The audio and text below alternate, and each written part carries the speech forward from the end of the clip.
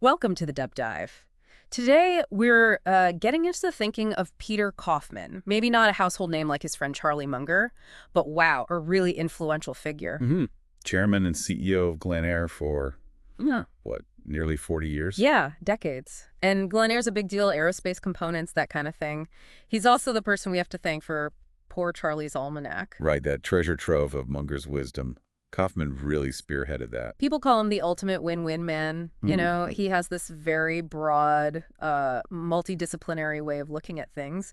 And that's what we want to unpack with you today. Definitely. His long run at Glenair, plus his background accounting MBA, sitting on boards like Wesco, and the Daily Journal shows he's got the practical side covered too. Absolutely. And putting together the almanac, that really highlights his intellectual curiosity, doesn't it? It does. And Munger's reaction was classic Munger, called it a horrific book. Yeah, I remember that quote. But then immediately said it would be a huge seller long after others were forgotten. High praise in his own way. Totally. It just shows Kaufman's initiative. He funded it. He made it happen. Exactly. And the whole point, Munger said, was sharing that worldly wisdom, which is funny because our source material actually asked us to dig into that very concept from Munger. Perfect timing then. Yeah. And it turns out Kaufman has thought a lot about how you actually get that kind of broad understanding. Which leads us right to his multidisciplinary approach. You listen to his talks, like the ones at Google, and it's clear. For him, self-improvement is tied directly to, well, understanding lots of different fields. And the why behind it all. He uses that Wittgenstein quote. To understand is to know what to do. Simple, but powerful. Very. Think about it. How many mistakes, real blunders happen when you truly understand the situation? Probably not many, right? Right. Errors usually come from what you don't see. Exactly. Those blind spots. Kaufman argues they come from having too narrow a view. Which fits perfectly with that Japanese proverb he uses. Yeah. The frog in a well. Yeah. Frog in a well knows nothing of the mighty ocean. You can be the expert in your little well, but life's big challenges, the complex systems, that's the ocean. You need a bigger view. So how do you get that bigger view? Learn all the big ideas from everywhere. It sounds daunting. It does, but Kaufman had this really neat trick or method. He focused on Discovery magazine interviews. Okay, interesting approach. Yeah, he spent like 6 months reading 144 of them, 12 years worth, and read them in a way anyone could grasp. He called it his index fund approach. An index fund for ideas. Yeah. I like that. So read everything, not just the stuff you think looks interesting. Exactly. Science, biology, physics, a whole range. And here's the cool part. Reading everything, he started seeing connections. The unexpected links. Yeah, parallels between, say, something obscure about nanoparticles and then how it relates to biology or even human nature. Things just started clicking across different fields. That makes sense. Those overlaps are where the real insights often hide. So this led him to develop a framework, these 3 buckets, for organizing these big ideas, these multidisciplinary models. Okay, what are the buckets? Bucket 1, 13.7 billion years. The inorganic universe.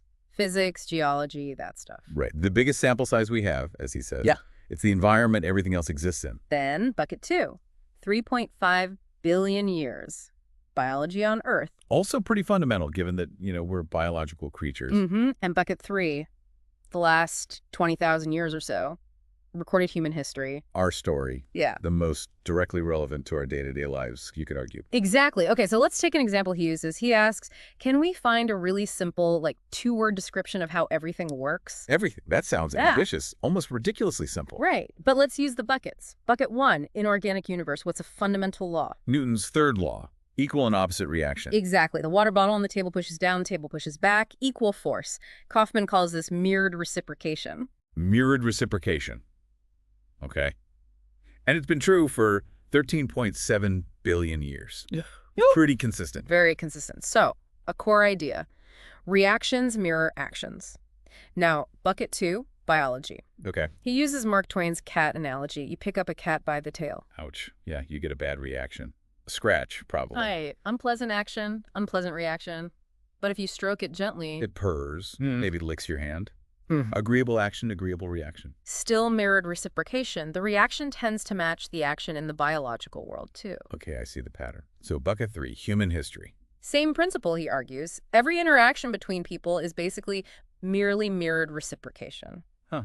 That's simple. It sounds almost too simple, right? But he insists it's profound, sophisticated even. It suggests our social world largely reflects what we put into it. It does make you think about your own interactions. Totally. And this idea of powerful simplicity leads him to Einstein's 5 levels of cognitive prowess. You know them.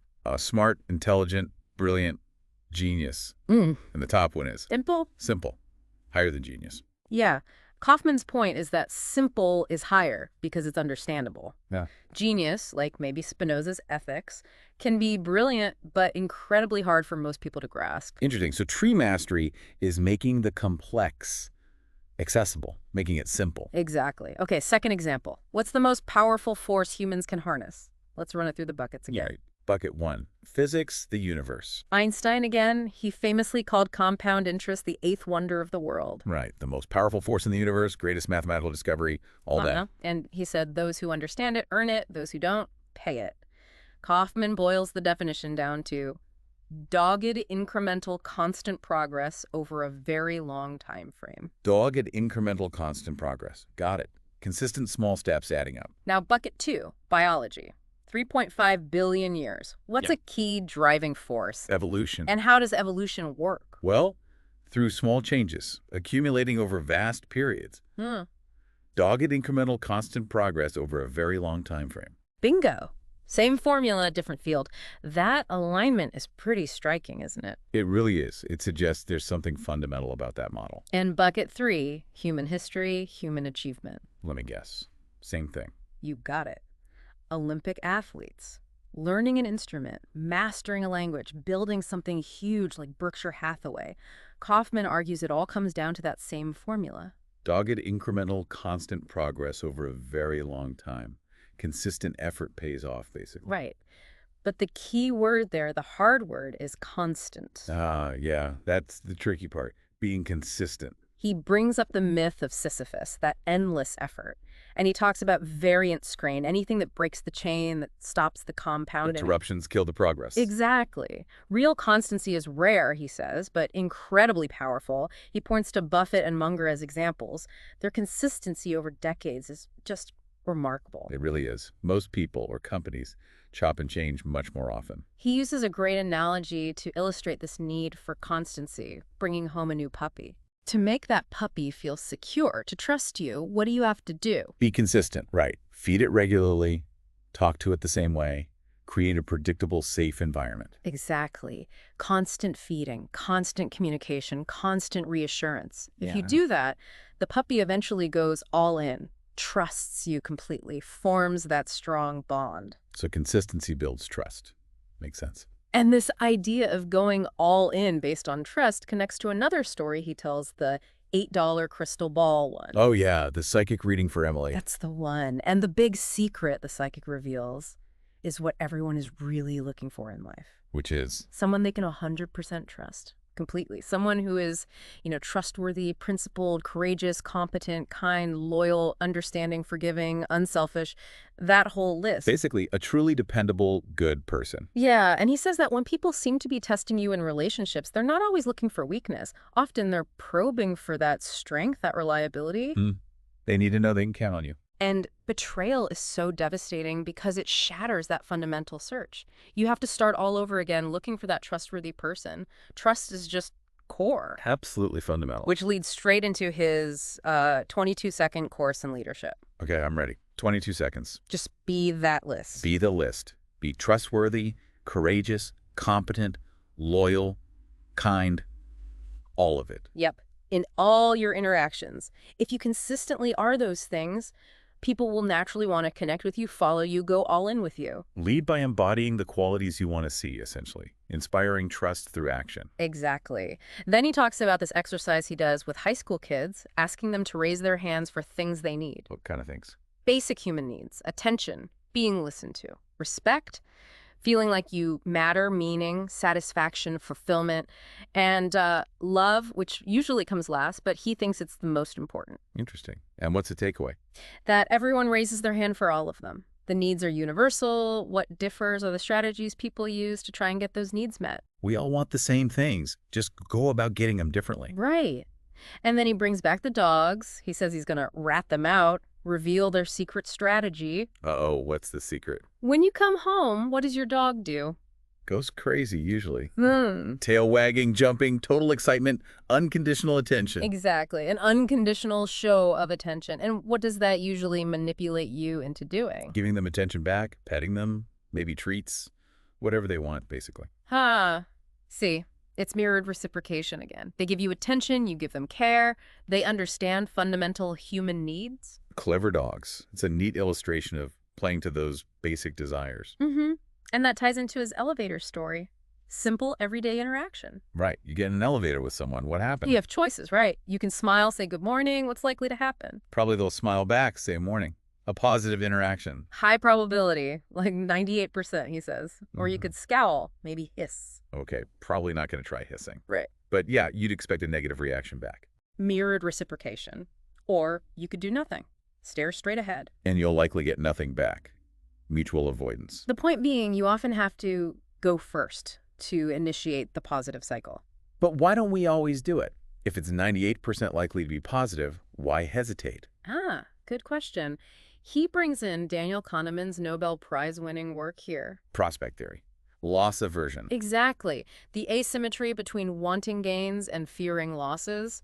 Kahneman showed the fear of loss is way more powerful, maybe twice as powerful. So that tiny, like 2% chance of the other person reacting badly, of you looking foolish. That fear often outweighs the huge 98% chance of a pleasant interaction.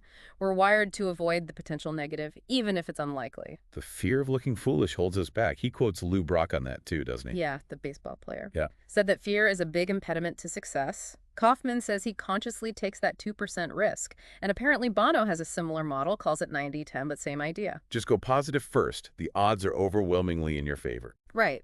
And interestingly, Kaufman mentions that Charlie Munger's feedback on his talks evolved. Initially, maybe it was more about making money. But later, Munger started saying Kaufman was really teaching people how to be a good person. A shift to the more fundamental human aspects, that fits the theme. Yeah. And that connects to the idea of having only one lifetime. He frames it using opportunity cost, a core economic concept. Your time is finite and non-renewable, so how are you choosing to spend it? Exactly. Every minute spent doing one thing is a minute you can't spend doing something else. So do you really want to spend your one precious lifetime constantly fighting with people? He argues that Plan B, the path of constant conflict, is just ineffective and probably miserable. A suboptimal use of your limited resource. Right.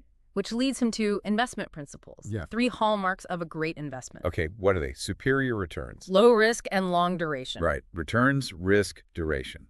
But most people focus almost entirely on the returns part, don't they? Totally.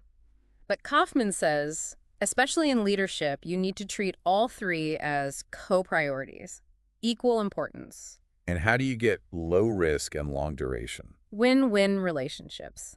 If things are set up so both sides benefit, it lowers the risk of conflict or someone walking away, and it tends to last longer. Contrasted with win-lose, game theory type situations, which are inherently unstable. Exactly.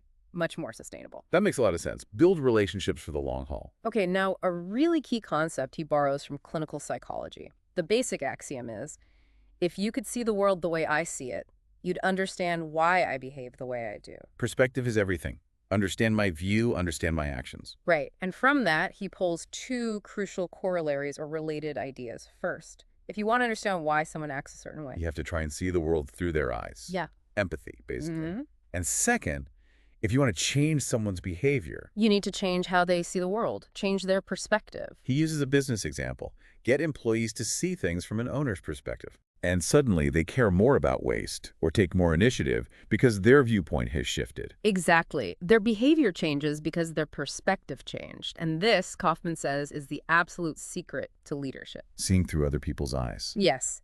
Specifically, seeing through the eyes of the 6 most important counterparty groups. Okay, who are they?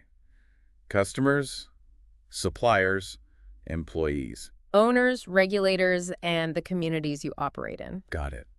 So understand the perspective of all those stakeholders. Yes, if you can do that, you can anticipate their needs, their reactions, and you can structure things to be win-win for everyone involved. It dramatically reduces blind spots and mistakes. You're proactively building alignment instead of just reacting to problems. Precisely. Yeah. Which brings him to that African proverb. If you want to go fast, go alone. If you want to go far, go together. Going fast alone might seem efficient, but it might lead you somewhere lonely, like, Hmm. well, like Ebenezer Scrooge before the ghosts visited. Good comparison. Going together, building those win-win relationships, that's the path to lasting success and, likely, more fulfillment. And fulfilling it comes back to those basic needs, right? Exactly. Attention, being listened to, respect, feeling like you matter, love. That's what we're all seeking deep down. Having people genuinely care about you. Which you can't force. You have to earn it. Mm-hmm. Which leads to his final proverb, a Turkish one. No road is long with good company. Ah, lovely. Life is about the journey and who you share it with. That's the essence, he thinks, surrounding yourself with good company. But crucially, you have to earn that company by doing what? Going positive and going first. Building those win-win bridges. You got it. It all ties together. So wrapping up this deep dive, we've really seen the power of mirrored reciprocation, haven't we? It seems to apply everywhere. From physics to cats to human interaction, yeah. And the compound interest idea that dogged, incremental, constant progress, not just for money, but for skills, relationships, personal growth. And understanding those fundamental human needs, attention, respect, love, and how our strategies to meet them drive so much behavior. Plus, the huge leverage you get from genuinely trying to see the world through other people's eyes. Yeah. That clinical psychology insight is key for win-win. It reduces friction and builds trust, leading to that good company that makes the road shorter. Exactly. We really wanted this exploration to give you a kind of shortcut to these powerful Kaufman ideas, hopefully some aha moments without feeling like a lecture. Yeah, actionable stuff. So maybe a final thought for you listening. Pick one area in your life. Just one. Could be work, could be family, could be a personal goal. And think, how could applying go positive first or consciously aiming for a win-win outcome change things there? What's one tiny, consistent step you could start, maybe even today, that could compound over time? Just something to chew on. Keep exploring these ideas. Keep looking through different lenses. It's a rewarding way to navigate things.